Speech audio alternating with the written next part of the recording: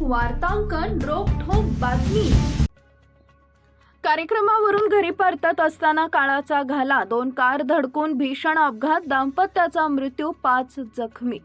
सांगलीच्या कडेगाव तालुक्यातील वांगी इथं 2 कारची समोरासमोर धडक होऊन भीषण अपघात झाला। या अपघातात सातारा जिल्ह्यातील खटावमधील दाम्पत्याचा मृत्यू झालाय। विकास मोहिते आणि पुष्पा मोहिते अशी त्यांची नावे आहेत। दोघेही वाळवा तालुक्यातील ताकारी इथं नातेवाईकांकडे कार्यक्रमासाठी गेले होते। कार्यक्रम आटपून गुरुवारी रात्री उशिरा ते खटावकडे परतत होते। यावेळी महाबळेश्वरहून वांगीकडे परतत असणाऱ्या कारनं त्यांना समोरून धडक दिली। 2 कारची समोरासमोर धडक झाल्यानं भीषण अपघात झाला। यामध्ये दाम्पत्य जागीच ठार झाले। अपघातामध्ये दोन्ही वाहनांचा अक्षरशः चक्काचूर झाला असून यात इतर 5 जण जखमी झालेत। मिळालेल्या माहितीनुसार खटाव येथील विकास भिकू मोहिते हे मोटारीतून ताकारी तालुका वाळवा इथं नातेवाईकांकडे कार्यक्रमासाठी आले होते। गुरुवारी रात्री उशिरा कार्यक्रम आटपून ते पत्नी पुष्पा आणि इतर नातेवाईकांसह वांगीकडे पूर मार्गे खटाव इथं परतत होते। याच वेळी जमीर इलाही औटी राहणार महाबळेश्वर जिल्हा सातारा हा प्रवासी मोटार घेऊन महाबळेश्वरहून कडेपूर वांगी मार्गे सांगलीच्या दिशेने निघाला होता।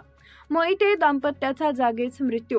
वांगी येथील वाल्मिक नगर परिसरात ताकारी योजनेच्या कालव्यावरील पुलाजवळ जमीर औटीच्या मोटारीनं समोरून येणाऱ्या विकास मोहिते यांच्या मोटारीस जोरदार धडक दिली।